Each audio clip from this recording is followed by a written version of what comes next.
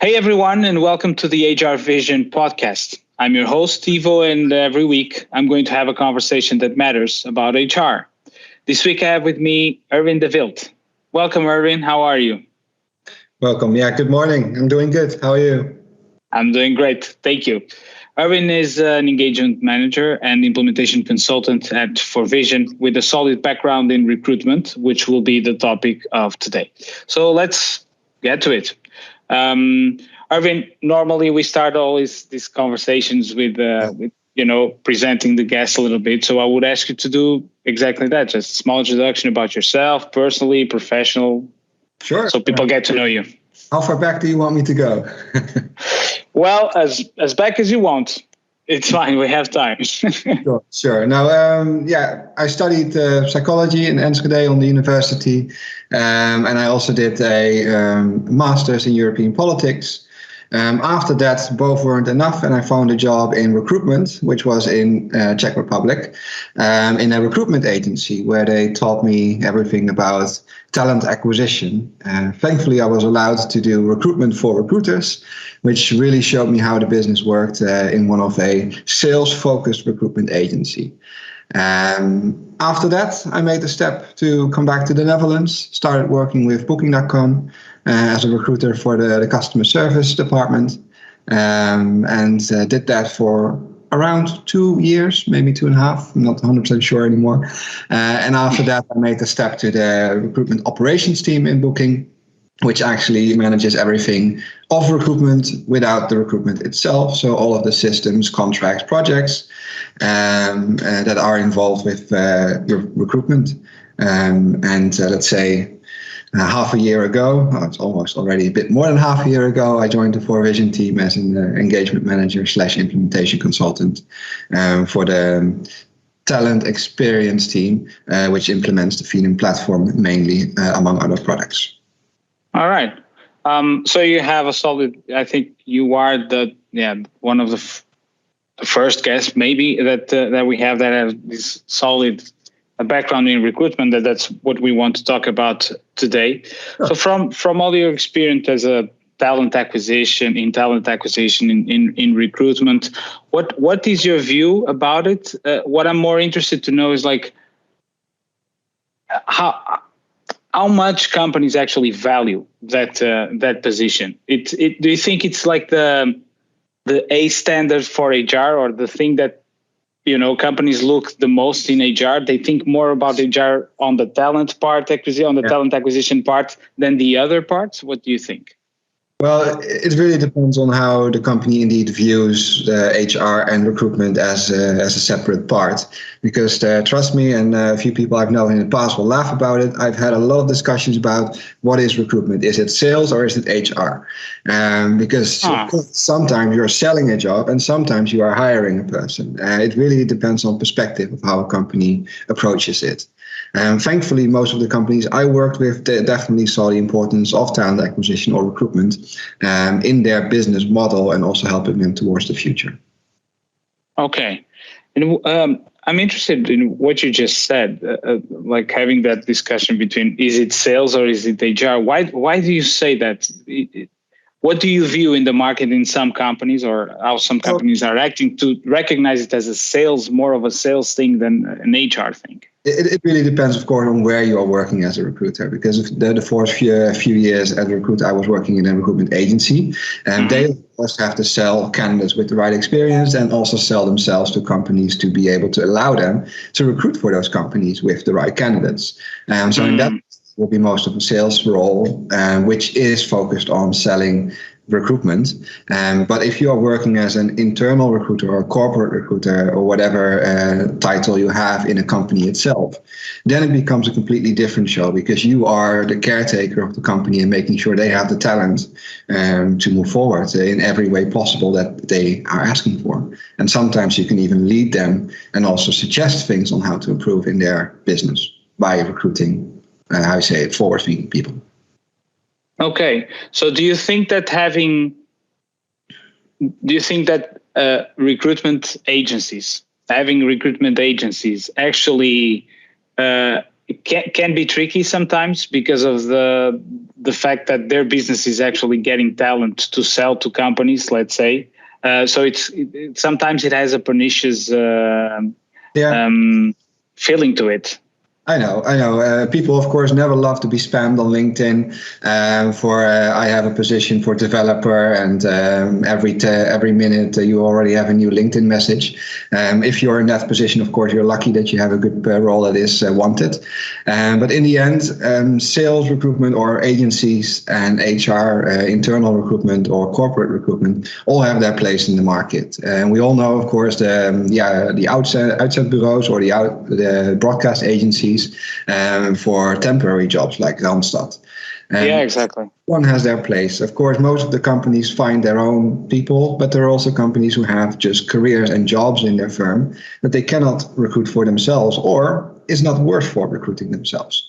So it really depends on, again, what your strategy is. If you have a high level of seasonal work, why would you do this yourself? You could just expand it to another company who has the network, who has the people who are already willing to work this work. So it really depends, again, on how you approach it.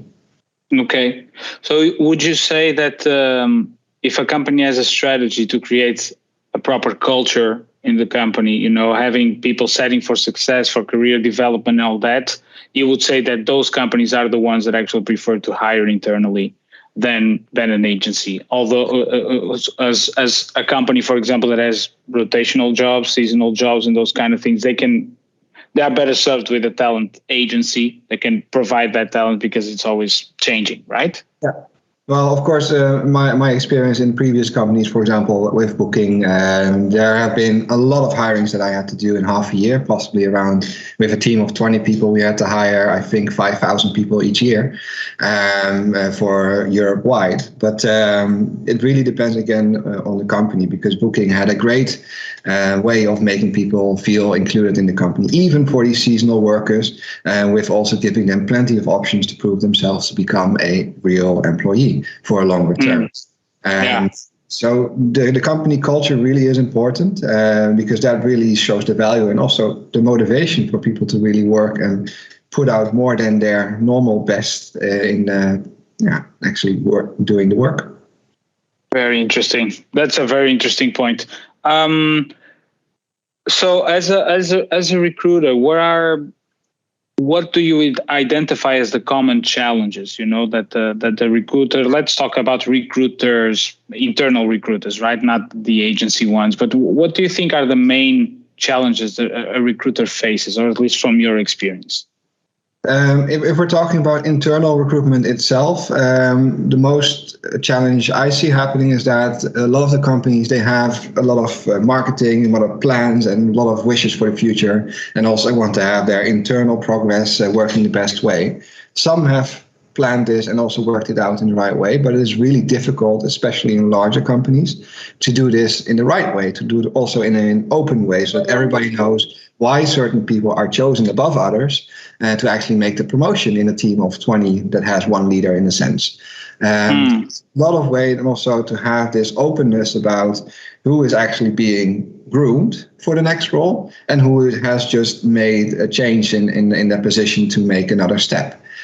So that is a lot of discussion points that you will have to have about how you make this fair and how everybody can have their fair chance to improve on their career, while still making sure, of course, that it doesn't hurt their own morale. Okay, that's pretty clear. And for external, for to hire externally, what do you think are the challenges there?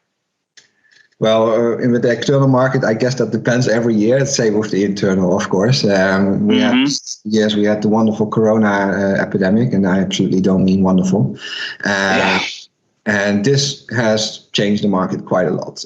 Thankfully, we were very adaptive, especially for IT companies or more remote work, and that was possible. And that changed a lot of thinking about how working is done. For external hires, this can change a lot, right? You can practically be in Portugal or even in Poland or Bulgaria if you are working for a company in the Netherlands. It doesn't really matter. Of course, there are some, let's say, tax and legal indications that you always have to think about. Of course. but you are a lot freer than you ever think about doing the work that you're doing. For let's say most of the high tech industries. For other industries, there are of course other limitations, but they also have seen that they are still quite flexible in this sense. But issues, well, the job market is very strange at the moment. Everybody is, of course, changing with jobs from, how you say it, the horeca in the Netherlands or the customer service. All these kind of things go back and forth between jobs that are, let's say, less skilled or higher skilled or differently skilled, and which always takes time for the job market to adapt to. Yeah. If you connect that to technology, and how can technology help? From your experience, do you think HR or recruiters, they are very tech savvy? They like to work with tools, or they just, what is your feeling in there? Recruiters are very practical people, and that has nothing to say about how tech savvy they are or how they are not.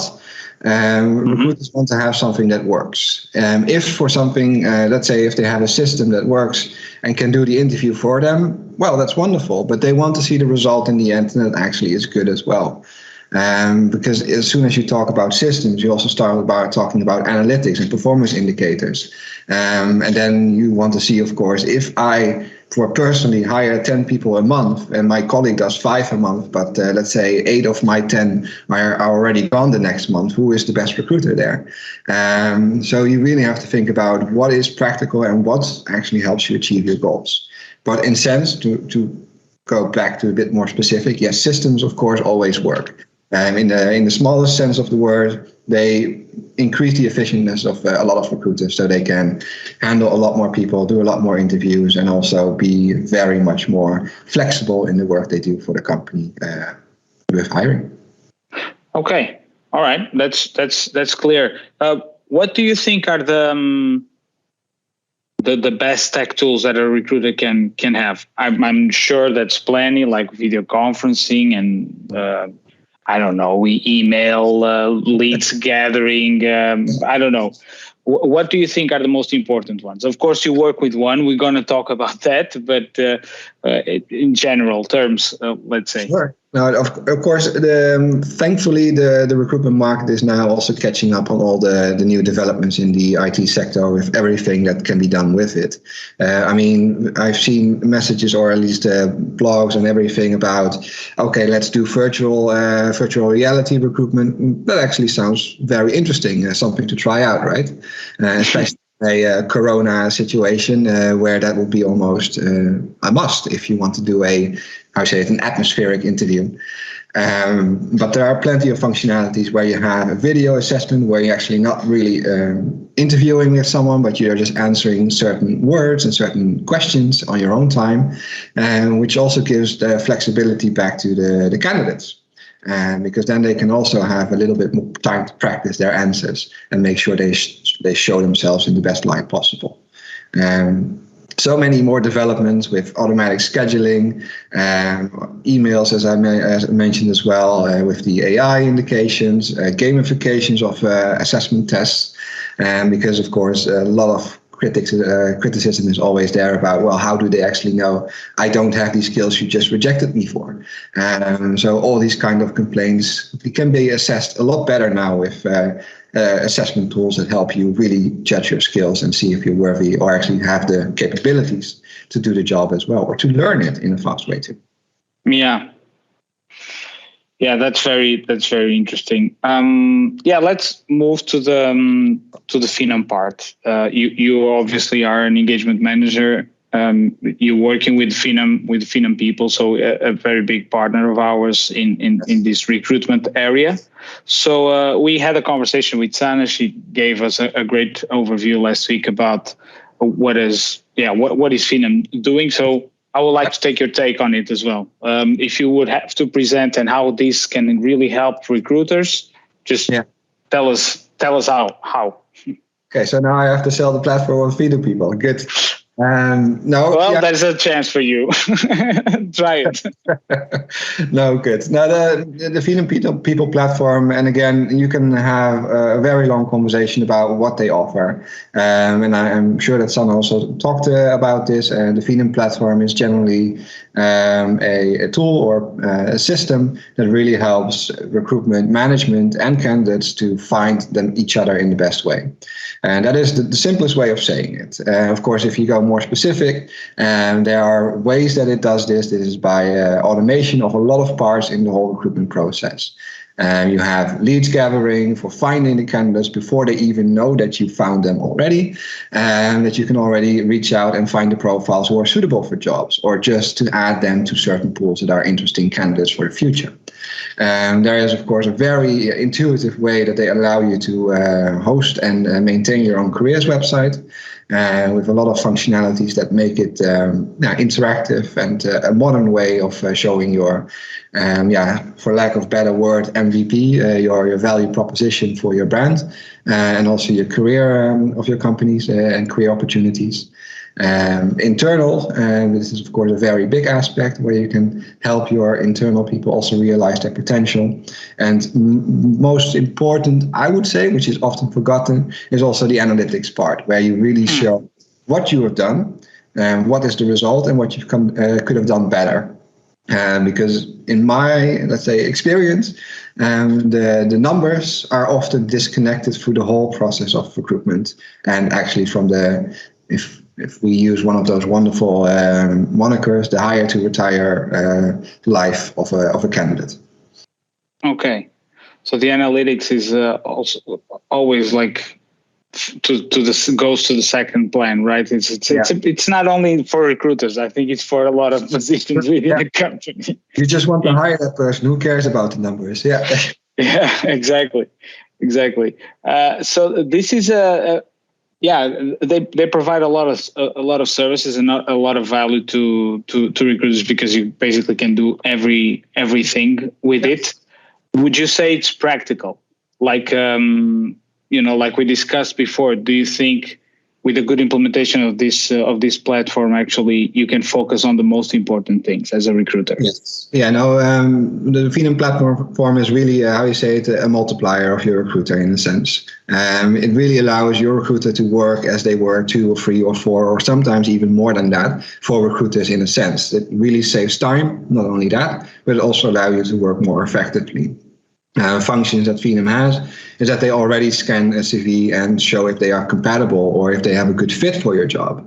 And again, there's always discussion of how good this actually measures the fit, but it really gives a specific window for the recruiter to focus on for people who are likely to be a fit. And that already saves probably 50% of the time of screening CVs. If you have a popular job, that saves, let's say, around 150 CVs a week. And that saves a lot of time if you have to do this. Yeah. And that already almost makes up for it in a sense. And there are so many more functions. If you hire the right person, if you have 2 good candidates, you can always hire the one later if the role comes open again. And then you also have less cost of a role not filled, which is also often forgotten. You can find that, the purple unicorn or purple squirrel, whatever the terms are. But until you find that one, you have an open position, and that costs. It's the cost of not having the person. This is also important. But the platform, it really allows you to do that in the best way. And it makes the whole journey as flexible and as comfortable, not only for the recruiter, but really for the candidate as well. All right. I was thinking about this side question. I'm not a recruiter. I'm a candidate a lot of times. And I know a lot of frustration with people looking for jobs is that not getting that feedback, So you apply, but you never hear back or even if they, So do you think that people will have, do you think that Phenom will help with that, allowing recruiters to actually give feedback to because, other very time consuming tasks are being taken care of with the platform? Yeah, of course, it depends what the IT or let's say the IT architecture is of a certain company, because a lot of firms they let the ATS do the rejection, or at least help with the rejection of the emails. Again, you can decide to do that with Phenom as well, which is not an issue. And there are always functionalities to make sure that if a role is closed, that you at least send a rejection email to everyone that was in the pipeline or in conversation for it, so that they know that the position has been filled. Of course, with feedback, it is always difficult to really go deep into that, because honestly, always you think like, okay, well, I'm being rejected. I'm actually the right person for this role. Most of the cases. Sometimes, of course, you shoot and you see what sticks. But it is important, of course, to be able to give the feedback, or to at least know that you're not in the pipeline anymore for the role. Because I personally had those experiences as well, that 5 months later I would get an email like, yeah, the role has been filled. I was like, yeah, what role? I already forgotten this one ever existed. Yeah, exactly. So it is important to do it timely as well, and to have great communication in that way, and to get on the recruitment side also reminders that if a person has been waiting for a week or something like that, and that is all possible as well. All right, fair enough. There's something that also we talked with Sanne, which is the fact that the platform Phenom allows you, or allows the customers to build a career site. You can manage everything within that career site. You have a content management system behind it, where you actually can add articles, a lot of things, and that actually contributes as well to this broad topic of employer branding, right? To put your message out there, to being proactive instead of reactive, for people to come to you without you searching for those talent leads. How important is that in your view, the employer branding? Of course, you worked in a booking.com, which is a very well-known company all around the world, I guess. They have some kind of message. I think there's a message out there, like Booking is a good employer. You're giving the tools to perform better. Yeah. So how can this be important, for companies to have this career website, but also working on their employer branding? Yeah, I would say, of course, you can have the best strategy of hiring the right people and the best recruiters, but employment brand is, I say, that shining beacon that attracts people without ever doing anything. And if they attract it, and you actually are a company that is renowned, they are also proud of working at the company. And for all intents and purposes, all the companies have always something wrong or something not arranged in the right way internally with how they treat there's always something that is not right. There's no perfect situation. Exactly. Yeah. If they're proud of working at a company, and if we keep the example from my previous company, Booking, they really show that they care about inclusion, diversity, and everything in this trend of the market, and of what the new generations are thinking about is important to change in the world. And that shows that they are not only a company, but they're also forward thinking in what they want for the world, and what they are, let's say, what they want to give their employees and what they stand for. Of course, there's always a very difficult point to maintain if, let's say, there's always criticism about a company doing something wrong in that specific part, but at least it shows that they stand for it. But as a person, I'm sure we never been, I say it, hypocritical about something we say that we stand for, but we did it the other way around. So companies have the same leeway, in my opinion. But if they have this focus, they add something to the work. And it's not like, I'm working to manufacture something. No, I'm working to manufacture something to give people happiness in their last days or something in their life. Or in their holidays, to keep that example. Then you give it warmth and more emotions to what you're doing as work. And then the work becomes more something that you enjoy doing. And that changes almost everything about why you work for a company. No, absolutely. I agree 100%. And do you think Phenom can help with that, with their platform, to put the message out there, because it's possible. You can be a nice employer, but if your message is, now it's my marketing side talking about it. Yeah. But, you can be a great employer, but if the message doesn't go out to the people that you're trying to hire, or even close connections to those people, nobody knows about it, right? No, you're absolutely right. And to add a little bit to it from what we were talking about, the Phenom platform, marketing is really actually like the word of mouth and everything to make sure that you are known. And what a platform like Phenom can do is to make sure that there is no negative experience. Of course, positive experience always helps. But as you said, that you applied for it 5 times and you never heard back, you want to make sure that there is always something that they are treated with respect and also in a timely fashion. Yeah.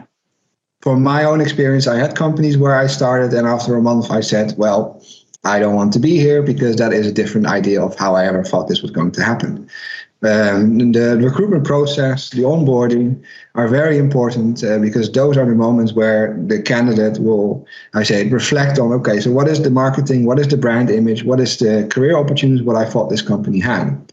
And in essence, they are a customer of a company also. So you want to make sure they have the best experience in that way and their experience matches with the brand you are putting out. And that really makes, again, for a loyal employee who also is himself a marketing, expander. What was the word for that? Marketing influencer, basically, yes, for the company, kind of. Yeah. If you're happy about your work, of course, you're telling your people, your family, your friends, and before you know it, they tell someone, oh, like I know someone there, they can help you, or they have a good experience. And that is always the best way of showing that your words are also where you put your action. Absolutely, I agree. I want just to go back on the thing that you said, is that those mismatches. I know. Yeah, that happens sometimes, and it's sad when it does. When an employee gets to a company and he understands, like, this is not exactly what I was looking for. I know that this is a both-way street, right? It's not only the recruiter's fault; it's also the employee that probably is not self-aware enough about what he wants, he or she. But what are the key from the recruitment side? It's very important to try to convey the message of the company, the branding, but sometimes that doesn't happen, right? Yeah. How can a recruiter actually do that in a way? I guess honesty is the key, right? Tell the truth to the employee. Look, there's high pressure here, or there's no high pressure.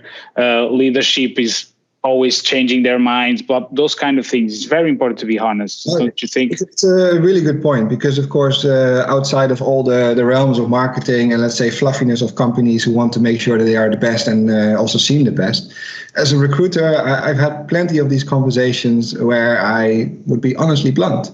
Of course, I am Dutch already, so I can be very blunt. So we had conversations where we really were talking about maybe a simple role as working in customer service or working in an administration secretary job. You really want to talk about why they actually want to do this. And it's not like, yeah, the company is great, it's amazing, which is, of course, fine. And maybe you are the right person with your personality who fits. But you're still doing a job in the end. We're still signing a contract mostly for 40 hours where you have to perform. And if you don't have the motivation to perform, well, you can be the best, let's say, personality fit, but you also need to do the work. That is something that is very practical in it. And I've had plenty of conversations with people who actually were moving across countries, sometimes even with 3 days notice to start a job on the Monday afterwards when I was talking with them on a Friday.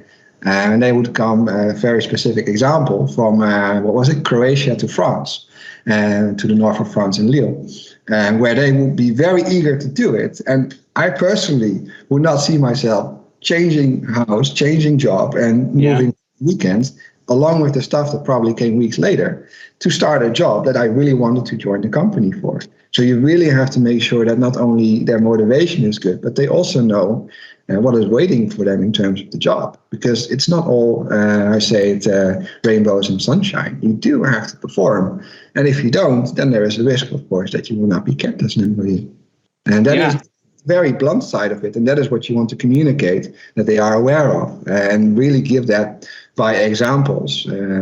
Some of the tricks or techniques that recruiters use are, I believe, the SMART ways, or the STARS, the STAR method, where you really give a specific situation, a task, an action, and what is the wanted response and the reflection on it.